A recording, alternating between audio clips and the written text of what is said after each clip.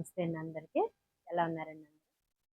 ఈరోజు మన టాపిక్ నా వీడియోస్ అన్నీ పూర్తిగా చూడండి. మీకు ఏదో ఒక మంచి కంటెంట్ దొరుకుతది. అంటే మీకు ఉపయోగపడొచ్చు, ఉపయోగపడకపోవచ్చు. బట్ మీరు వినడానికి బావుంటదనమాట. అయితే ఈరోజు మన టాపిక్ ఏంటంటే అబద్ధం. అబద్ధం అనేది చాలా పెద్ద టాపిక్ కదా! కానీ రెగ్యులర్‌గా ప్రతి మనిషి అంటే నాతో సహా అంటే నేను కొన్ని చెప్పాననుకోండి ఇందులో. అంటే రెండే 2 అబద్ధాలు నేను చెప్పింది. మిగిలినయి నేను ఎప్పుడు అబద్ధం ఎవరిని చెప్పను గాని. బట్ ప్రాణాలు తీసేంత అబద్ధాలైతే నేను చెప్పననమాట. ఈ అబద్ధం అనేది చాలా సిల్లీగా ఉంటాయి గానీ, చాలా ఇదిగా ఉంటాయండి. ఒక్కొక్కసారి నాకే నవ్వొస్తా ఉంటది. అందరూ మా ఆఫీస్‌లో చెప్తా ఉంటారు కదా! బట్ నేను ఎవరు చెప్పింది నేను నమ్మను. సాధారణంగా మనుషుల్ని నమ్మను నేను. అయితే ఇప్పుడు అబద్ధాలు ఎన్ని రకాలో చూద్దాం. 7 రకాల అబద్ధాలుంటాయి. తెలుసా అండి మీకు 7 రకాల అబద్ధాలంటే ఏంటో? ఫస్ట్ ఎందుకంటే సోషల్ మీడియా వచ్చాక, ఫోనొచ్చాక ఇవి బాగా ప్రచారంలోకి వస్తున్నాయన్నమాట. ఏంటంటే ఫస్ట్‌ది ఎవరైనా ఫోన్ చేశారనుకోండి, మనం ఫస్ట్ ఏం చెప్తామంటే, అది మనకిష్టం ఉండదు ఆ ఫోన్ తీయడం. ఫోను తీయం చాలా వరకు తీయం. తీయకపోయినప్పుడు నెక్స్ట్ డే మరి కలవాలి కదా! ఎప్పుడైనా తప్పదు. ఎప్పుడైనా కలుస్తాం మనం. కలిసినప్పుడు ఏం చెప్తాం, అవునా నా ఫోన్ సైలెంట్‌లో ఉంది అని చెప్తాం. ఇది ఎప్పుడు చెప్తామంటే ఆఫీస్‌కి లేట్‌గా వెళ్ళినప్పుడు, లేదంటే ఏదైనా వర్క్ ఉండి ఆఫీస్‌కి రమ్మన్నప్పుడు రాలేనప్పుడు, లేదంటే ఒక గర్ల్ ఫ్రెండ్ కానీ, బాయ్ ఫ్రెండ్ కానీ ఫోన్ చేసినప్పుడు, ఇంట్లో అమ్మ బయటికెళ్ళినప్పుడు ఇంట్లో తల్లిదండ్రులు ఫోన్ చేసినప్పుడు, లేదా మనం ఎక్కడికైనా వెళ్ళినప్పుడు భర్త ఫోన్ చేసినప్పుడు, ఎక్కువ ఇది చెప్తానండి. ఫోన్ సైలెంట్‌లో ఉంది చూసుకోలేదు. తర్వాత ఎప్పుడో చేస్తా అంటే అక్కడికే ఆ పని మనకు కంప్లీట్ అయిన తర్వాత చేస్తాం. ఇది చాలా పెద్ద అబద్ధం అండి. ఎందుకంటే ఫోన్ ఎప్పుడైనా సరే, ఎవరైనా సరే ఫోన్ చేస్తే ఈ ఈ ఈ విషయంలో నేను బాగా హర్ట్ అయ్యానండి. కొన్ని సార్లు ఇప్పటికి నాకు మనసుకు బాధగా అనిపిస్తది. బట్ ఆ మాట అనేవారు కదా! వాళ్ళు చేసిన తప్పులు మనల్ని అనేవారు. నేను ఇల్లు కట్టుకునే టైంలో ఉన్నప్పుడు నాకు కొన్ని సలహాలు కావాల్సొచ్చి ఒకళ్ళకి బాగా నాకు కావాల్సిన వ్యక్తికి అంటే వాళ్ళు సలహా చెప్తారు లైఫ్‌లో నిలబడడానికి అని చెప్పి నేను ఎక్కువ వాళ్ళని కాంటాక్ట్ చేస్తా ఉంటాను. వాళ్ళకి నేను కొన్ని దగ్గర దగ్గర ఒక 100 సార్లు పైన చేసుంటాను. ఈ పని చెయ్యొచ్చో అంటే నాకు తెలిసి ఏ పని చేయొచ్చో చేయకూడదనేది. బట్ ఒక సలహా అడిగితే బెటర్ కదా! వాళ్ళైతే కరెక్ట్‌గా సజెషన్ చెప్తారని ఒక 100 సార్లు ఫోన్ చేసుంటానండి. ఒక్కసారి కూడా ఫోన్‌కి రిప్లై ఇవ్వలేదు. అదే ప్రాణం పోయే పరిస్థితొస్తే ఫోన్ తీయకపోతే కాబట్టి ఎప్పుడు కూడా ఫోన్ సైలెంట్‌లో ఉందన్న విషయం ఎప్పుడు చెప్పండి. చూసుకున్న తర్వాత చూడలేదని కూడా చెప్తారు. నిజంగా ఉండొచ్చు, ఉండకపోవచ్చు. వెంటనే మీరు చూస్తే కనుక వెంటనే కాల్ బ్యాక్ చేయండి. వాళ్ళెందుకు చేశారో తెలీదు. నిజంగా మామూలుగా చేశారనుకోండి, ఓకే. పనిలో ఉన్నానని చెప్పడం వేరు. లేదు అనుకోండి అది ప్రాణం పోయే పరిస్థితి అనుకోండి, ఫోన్ తీయకపోతే దానికి మనం జీవితాంతం బాధపడాల్సొస్తది. ఇది చాలా పెద్ద అబద్ధం. రెండోదేంటంటే ఇది చాలా సిల్లీగా ఉంటది కానీ అందరికీ తెలిసిన విషయమే. బాబోయ్! నా దగ్గర పైసా కూడా లేదంటారు. పైసా కూడా లేకుండా మనిషి ఎలా ఉంటారండి? కదా! ఉండరు. ఎందుకంటే నౌ ఏ డేస్ బ్యాంక్ అకౌంట్ ఓపెన్ చేసుకోవాలి. బ్యాంక్ అకౌంట్‌లో హోల్డ్‌లో పెట్టుకోవాలంటే మినిమమ్ 500 అయినా ఉండాలి అందులో. లేకుండా ఉండలేం. దాంట్లో పైసా ఉన్నట్టే కదా! ఇది చాలా పెద్ద అబద్ధం. అందరూ మాట్లాడారు. బాబోయ్! నా దగ్గర ఒక్క పైసా కూడా లేదు. ఒక్క పైసా లేకుండా మీరు ఇంట్లో ఎలా ఉంటున్నారు? రూపాయి లేకుండా మీరు ఇంట్లో ఉండలేరు కదా! కానీ ఇక్కడ మీరు చెప్పాలనుకుంది ఏంటంటే, వాడు కావాల్సింది ఒక 10,000 అడిగారనుకో, ఇప్పుడు నా దగ్గర 10,000 లేవని చెప్పడం కోసం నా దగ్గర ఒక పైసా లేదని అబద్ధం చెప్తారు. ఇది చాలా పెద్ద అబద్ధం అంటే అలా చెప్పొద్దు. ఎందుకంటే, మనం ఏదైతే లేదంటామో యూనివర్స్ మనకు అదే ఇస్తది. ఏది లేదంటామో అది తీసుకొచ్చి మన దగ్గర పెడతదనమాట. పైసా కూడా లేదంటే పైసా కూడా లేకుండానే చేస్తది. కాబట్టి ఇలాంటి అబద్ధాలు చెప్పొద్దు ఎక్కడ కూడా. మూడోదేంటంటే, ఫోను చూసుకోలేదు. ఏమంటాం? ఫోను చూసుకోలేదు. దారిలో ఎవరో ఒకళ్ళు ఫోను చేస్తారు మనకి. ఇందాక దానికి రిలేటింగ్ అనమాట.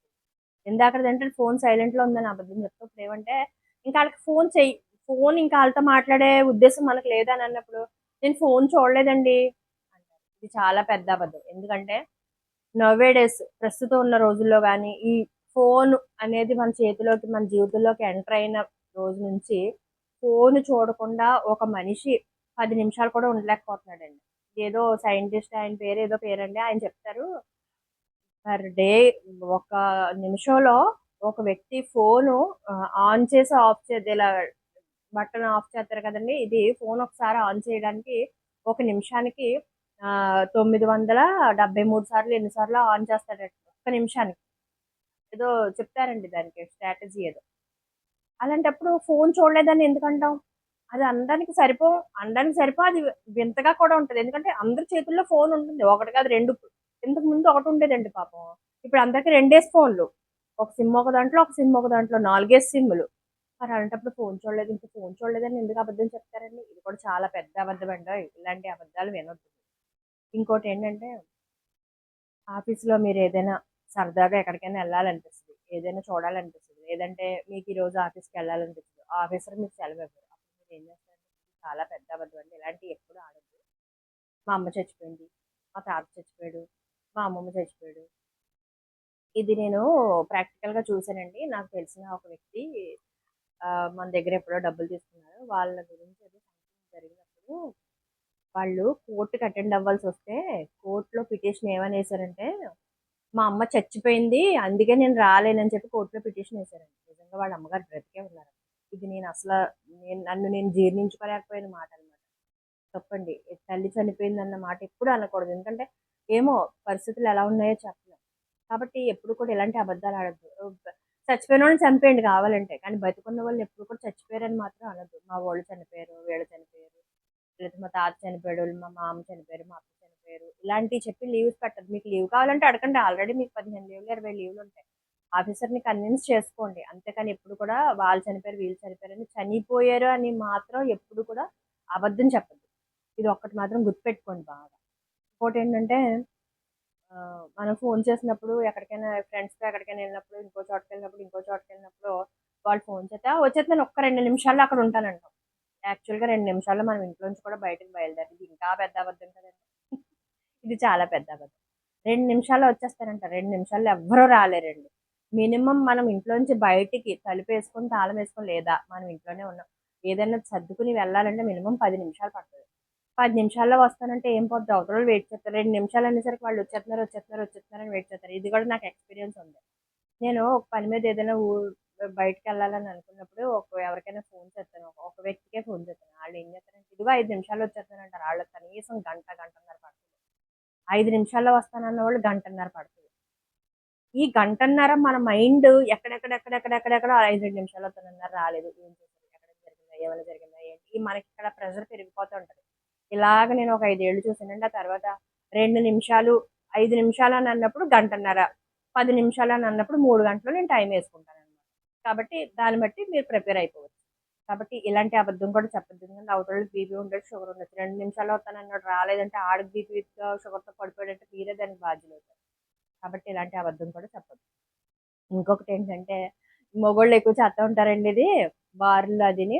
"ఒరేయ్! ఇదే నా లాస్ట్ పెగ్గో" అంటారు. ఇంట్లో కూడా ఆడవాళ్ళతో కూడా ఇంటికొచ్చి చెప్తారు. "ఇదే నా లాస్ట్ పెగ్" అంటారు. అంటే ఆ రోజుకి అది లాస్ట్ పెగ్. మర్నాడు మళ్ళీ ఫస్ట్ పెగ్‌తో మొదలు పెడతారులెండి. అది వేరే విషయం.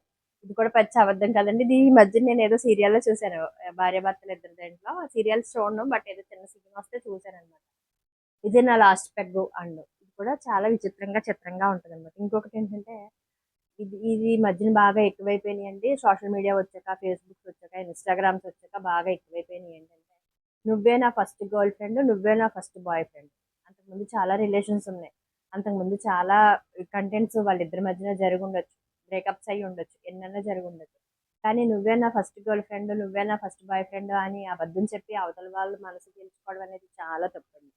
ఎందుకంటే ఉన్నది ఉన్నట్టు చెప్పండి. ఇదిగో నేను పలానా వ్యక్తిని ప్రేమించాను. లేదంటే పలానా వ్యక్తితో నేను జీవిస్తున్నాను. నాకు ఆ వ్యక్తి వల్ల ఈ ప్రాబ్లమ్ ఉంది. నీతో ఆ ప్రాబ్లమ్ రాకుండా ఉండాలి అని అనుకుంటున్నాను కాబట్టి నీతో ఫ్రెండ్‌షిప్ చేస్తున్నానని క్లియర్‌గా చెప్పండి. అంతేగాని నువ్వే నా ఫస్ట్ బెస్ట్ ఫ్రెండ్, నువ్వే first girl friend, first boy friend అని మాత్రం చెప్పకండి.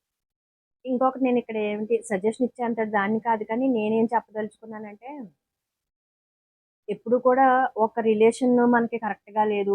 ఒక రిలేషన్ బాలేదు.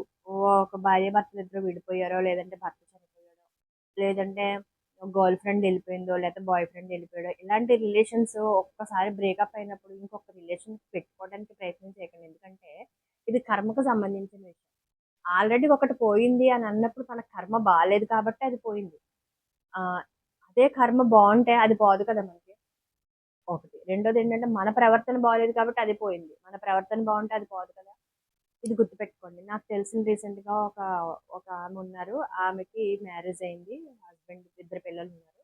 హస్బెండ్ చనిపోయారు పాపం.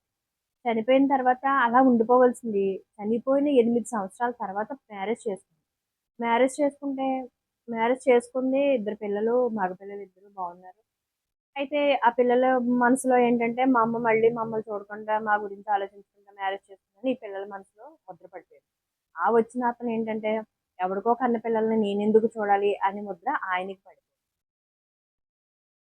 ఆయనకి పడిపోయేసరికి ఇద్దరు కూడా చాలా మామూలుగా కూడా చాలా